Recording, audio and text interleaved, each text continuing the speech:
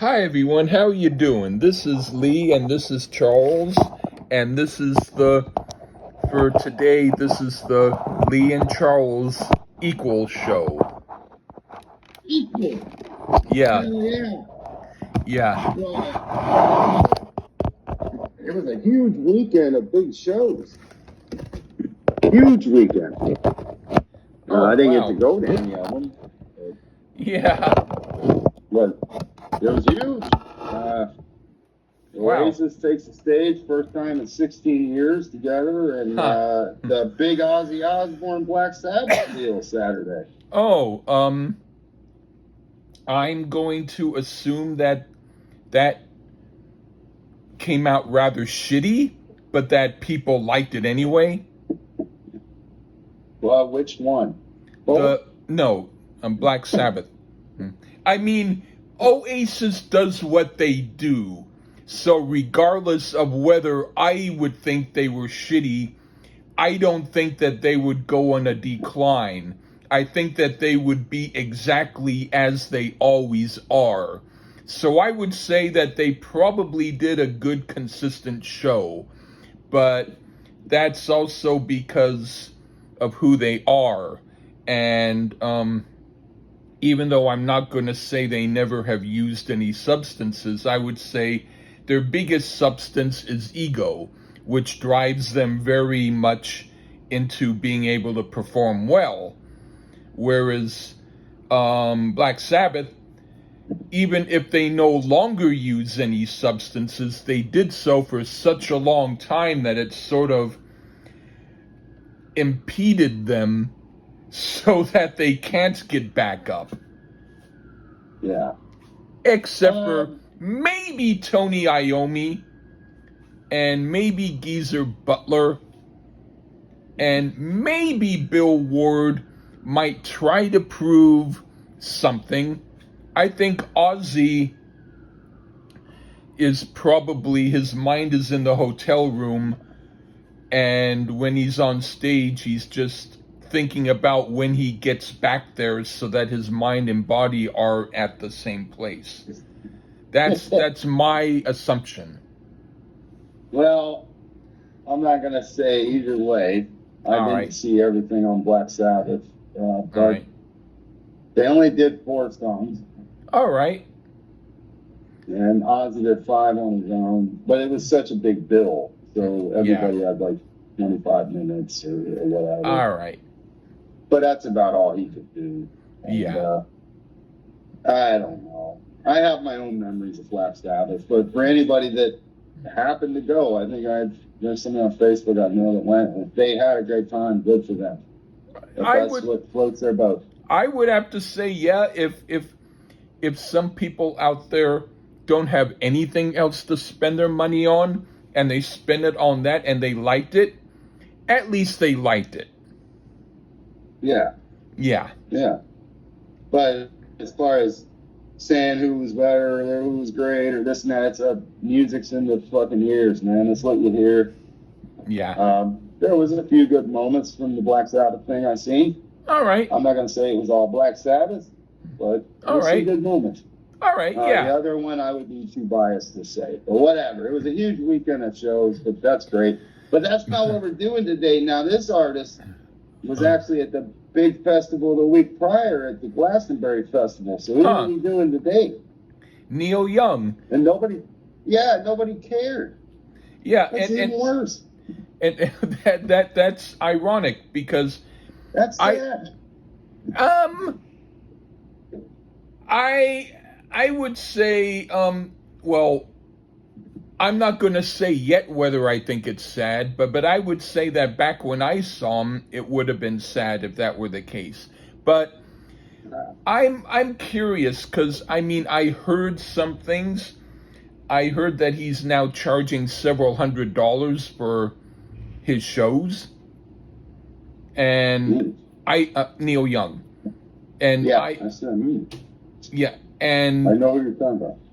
Yeah, and if that's the case, it's a far cry more than the 20 that I spent that I didn't actually really have to spend, because me and a friend went to see another concert. And then as he was going outside real quick to do something, I think he had to make sure that his car was not going to get a ticket. When he came back, he saw 2 extra concert tickets lying on the floor or on the ground, unused. And there was a lady walking by who was very, very upset and crying because she didn't have tickets. And she was pleading, does anybody have tickets? And so he just happened to have 2 other tickets. So he just charged her what the price was. He didn't charge more. So she bought them, and he came back and told me about it. And he said, if you want, I can use those 2 tickets. I mean, the price of the 2 tickets for next week's show with Neil Young. And I went, yeah, let's do that. So that's how I got to see him. Cool. Yeah. What year was that? Oh, this was probably, the festival was the Horde Festival. And I would say it probably was the Rockin' in the Free World tour. Yeah. Either that or it might have been Ragged Glory, because I do know he played some songs from that. So I think it was Ragged Glory. Yeah. Cool. But yeah. Well, what's the album we're doing? Oh, we're doing the new one. Yeah. And he's got so many new albums. It's like, what's the new one this minute? And That's this cool. minute, it's Talkin' to the Trees. And Talking to the Trees. And it's an album that I will tell you one thing first. I was a very extremely and specific Neil Young completist. And there was one particular album that he had that I was determined to get, even though it was very hard to find it. And I kept, every time I went to a record store, I kept looking for about 10 years in case they ever had it. And when they finally had it, I bought it. That's how determined I was to get everything that he had. And then there was another album that he did. And when I heard that album, I then decided maybe I didn't necessarily need to continue being a completist. It didn't mean that I didn't buy more things of him.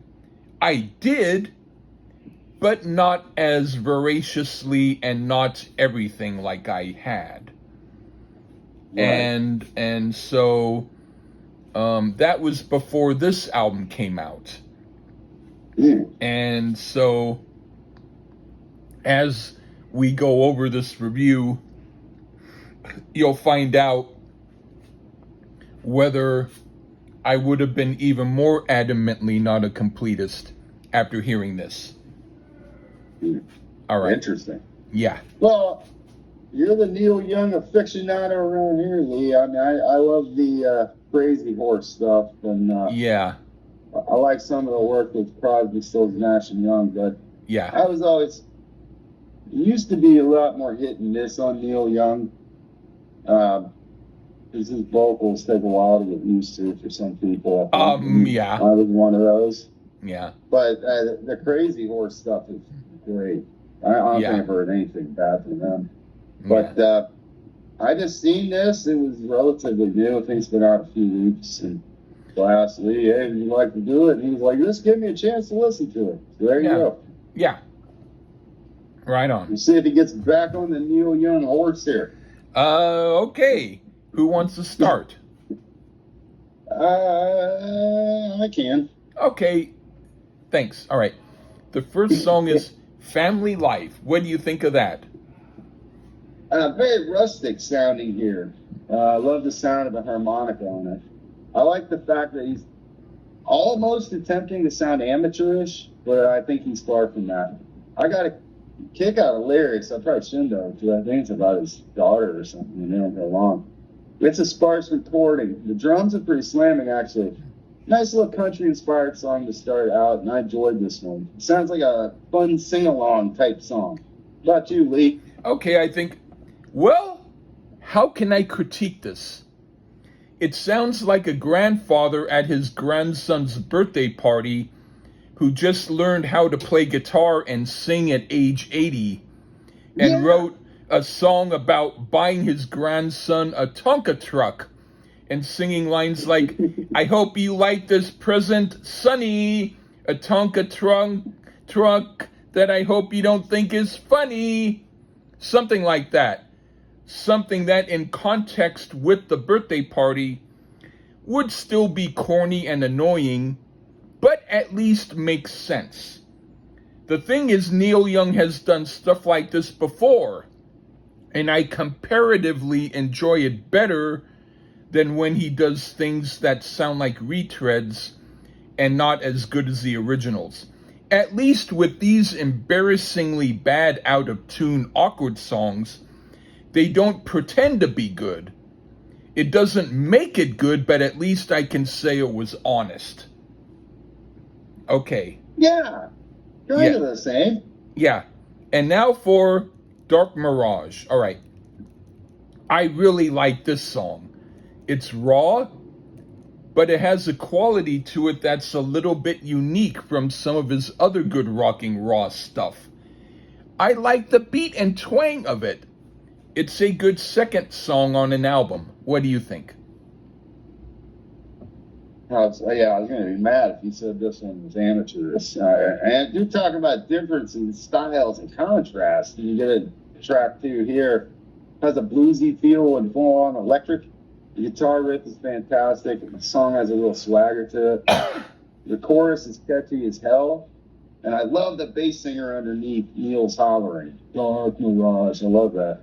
Apparently, the opener in this song as well references his estranged daughter, and it makes sense. As we hear again about the grandkids he can't see. That's a shame, but this song isn't. This is a cool-ass song, so we're doing well for me at this point, 2 for 2. Okay. What do you think of First Fire of Winter?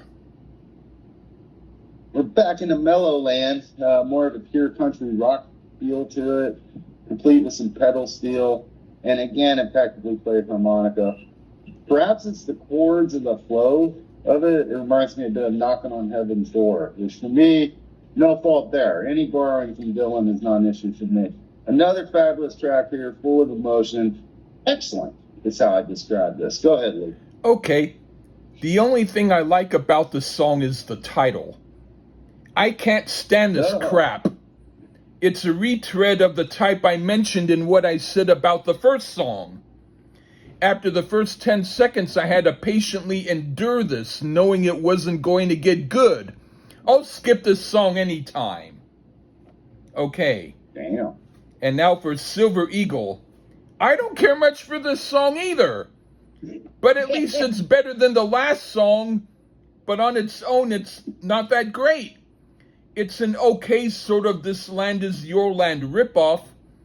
But I prefer This Land Is Your Land, even when we sang it at summer camp. This song is for a summer camp I won't be attending. What do you think? Hopefully not in Texas. Very country and very Americana sounding here. Has a classic rustic sound that seems to be where we will be through the majority of the album, I'm guessing at this point. It's a mid-tempo song. Seems to be an ode to truckers, so that's cool. They don't get enough credit, man. Then rest assured, you don't have to drive an 18-wheeler to sing along to this one. I enjoyed this one as well. I don't know what Lee's talking about. Yeah, it's gonna get worse. Both what we say and my feeling about what you're saying. Anyway, what do you think of Let's Roll Again? Well, I guess I'm not eating my words. I thought it was all gonna be like mellow country and shit, and then we go back on a bit of rock style tip here. And now the melody here, this from this land is my land, Lee. Probably purposely. This one has a protest type vibe. Clever lyrics though, so it's a sarcastic laugh. And then until that last verse, you know, it's pretty obvious who Mr. Young allies with. Not surprised. Hey, regardless if you agree with the sentiment of the song or not, the music is pretty cool, and it's so cleverly written, and I got a kick out of it. It's not my favorite thus far, but it's a decent album cut. Okay, I put this is pretty much a harder rocking version of the last song, and not any better. Is he trying to purposefully write awkward songs that don't work well? He's done that before plenty of times, so it's not new to him. But do we, the public, have to hear it? Some people might praise this song for its rawness. I'm not one of those people. Okay, now for Big Change.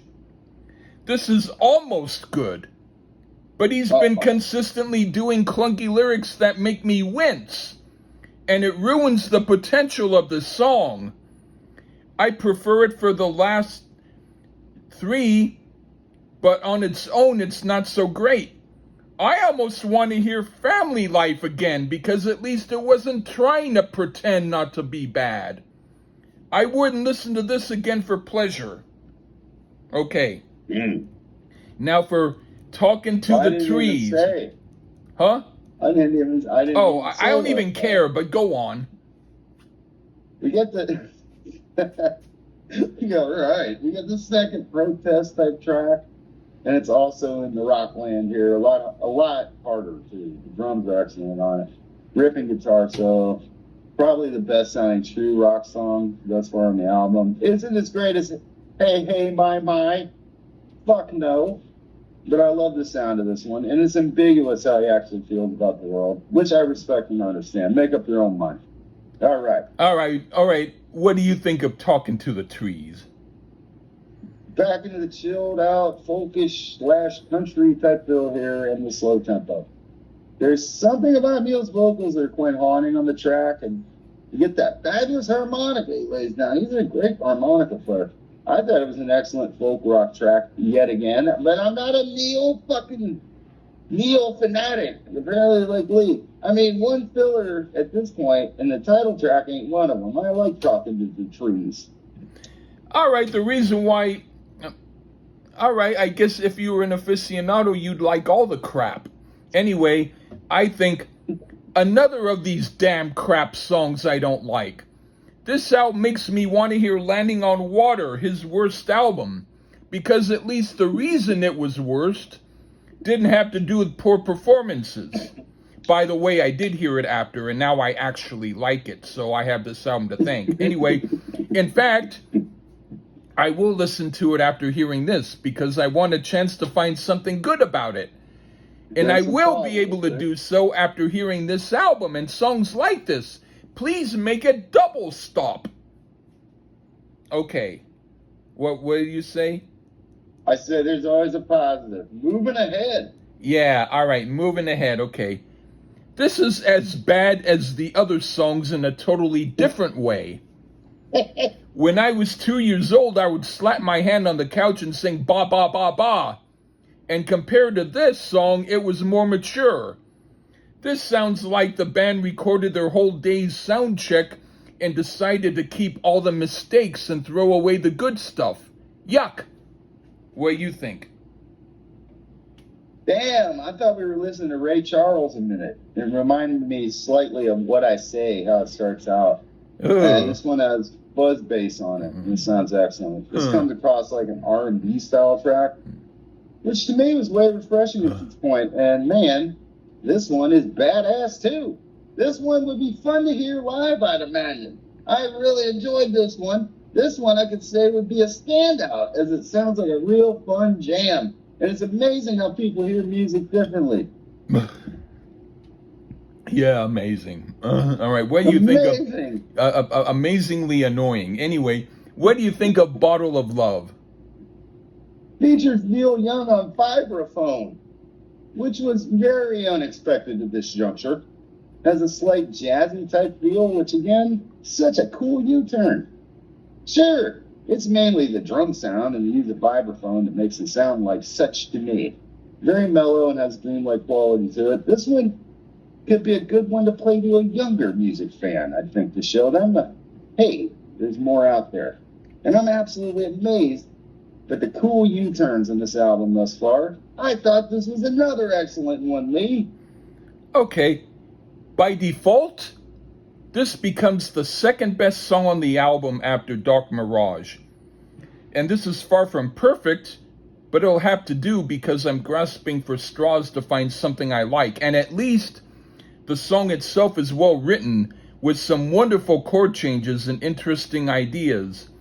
It's played poorly, and another band needed to play it because this band obviously couldn't, but still, I can see where the good song is, and I could enjoy enough of it to say it was okay.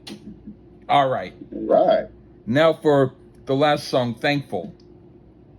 This is a retread of Harvest Moon, the song and album which was responsible for me stopping being a Neil Young completist. However, on this album, this song is decently played, and it's far better than most of the other songs on here. So it's welcomed, and it sounds good in context with this album. So I give it a pass. What do you think? Go out with some country rock, and it seems appropriate. It almost is a hybrid of country and pop, as the chorus goes into a slightly poppier type feel. That's an interesting marriage if I ever heard one. And when I mean pop, I mean like Burt Bacharach style pop, not that shit out today. And that would be interesting, a Burt Bacharach Penny country track. Not one that they just remade, one he wrote for country music. That would be something else. But anywho, this is fabulous as well. And I have to say, and it could be because I haven't heard a lot of sure new albums this year, but this could be the best new album I've heard put out in 2025 at this point. Definitely worth a listen. I think I only ever heard Ghost. That was the other album I heard. So without I liked it better than Ghost. Without me saying what the other albums are that we're doing next, I dread how we will both feel about it. In fact, I wouldn't be surprised if you felt a totally opposite way than I did. And then and then afterwards, I would keep you on again as my co-host, but I would have to only refer to you as the other person, because I would be embarrassed to say who you were. From the couch to the high chair. Get like bed like a baby now. Yeah. But to be fair, I don't listen to all this Neil Young stuff you had, man. But that doesn't mean you should like the crap. How do I know it's crap? You like a lot of crap, so I guess you just like it. Well, so do you. And I don't get mad. No, the stuff I like is good. No, it's not good to most people, but I know it's good. So either there's something wrong with me. There's either something wrong with me or with my attitude. Nothing wrong with you. Just have to remember, that's why I always say headphone technology, folks, has come a long way. I can listen to the breathing trees or talking to the trees, whatever the hell this is called, and Lee wouldn't have to. And I would be happy. And you know what? It'd break me out of my Britpop thing. That's good. I need more diversity. For sure. But you need people to guide you, because you're coming across this stuff. And I would have to, if I was your friend and we were in the record store and you were starting to browse, I would have to try to very gently put my arm around you and nudge you forward and bring you to another section. Well, if it would help you sleep better, I would not buy this album. I wouldn't buy it. It's not that good. So All right. good. I'll stream it, but listening and buying it, I don't know for. All right. But Well, that you know what? that helps The me a very tiny bit. The listening public should do what they normally should do. Check out some of the good. Me and Lee at least agreed on a couple tracks. Yes. Check out a couple tracks, and maybe try one of the good ones he didn't like, and you might like it. And if you don't, cool, whatever. That's why we all have ears. We all have our own ways of thinking, and well, I like it when it's a split decision like this. I like it. Well, it's not fun to always agree on everything. At least it's giving me more high blood pressure. So thank you for that. And and if the people want to comment on what they think of it, that will be fine, because it will allow me to decide who I want to allow to keep watching my channel and who not. So there. That's lock them. And you know what? Even if you think it sucks, leave a comment. I don't care. If you think it sucks, good for you. Team Lee or Team Charles on the episode, I like it. But that's about all I got to say. Oh yeah. Well, at least it took me many, many years to finally like Landing on Water. And that was an album that I always consider Headache City. But compared to this, it's fantastic. Well, which one has that crappy This Note's For You on it? Oh, that's a good song. No, it's not. No, that's one of his good albums. Oh, that's some good shit. Yeah, and that's Neil Young and the Blue Notes, and the album is called This Note's For You. Harvest, does that album suck to you? Harvest is okay. It's just okay. He sings in tune on it. What about CSNY? You like them? Yes, I do. Yeah, I do too. So see, we have agreed, and we do agree totally on Crazy Horse. That's a good thing. All right. Yeah, it's like, yeah. That's some good shit. Okay. Okay. Again, you are very unpredictable, which I do have to grudgingly respect. Yeah, that's his good stuff. Yeah. So. Yeah. I even say that. So my silly ass can say that one. Yeah. Anyway, Neil Young, we've reviewed your album. You're welcome. I mean, am I glad I reviewed it? I'll put it to you like this. I'm glad listening to it. It gave me some purpose so that I didn't have to say I heard it for nothing. So yes, if I had to listen to this crap, at least I get to talk about it. So it was productive. It wasn't as satisfying as I was hoping, but it was productive. That's what we're about on the Lee Gerson Show, productivity. Yeah. So, let me go to the toilet and do a product.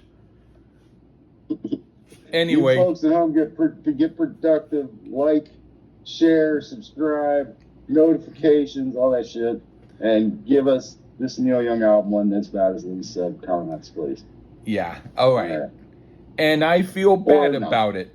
I weirdly enough, he's the kind of guy I will maybe try to hear it again and look at it from your viewpoint, because I had his songbooks and I wrote songs from his style, so it would be very heartbreaking for me to have to say totally that this is bad, even though I've said maybe about 5 or 10 of his other albums are bad. So I'm going to have to re-listen to all of that shit too and try and change my mind. Yeah. That's like chewing on a frozen raw steak. Good luck with that, Lee. All right. Yeah. Anyway, thank you again, buddy. Thank you. Yeah.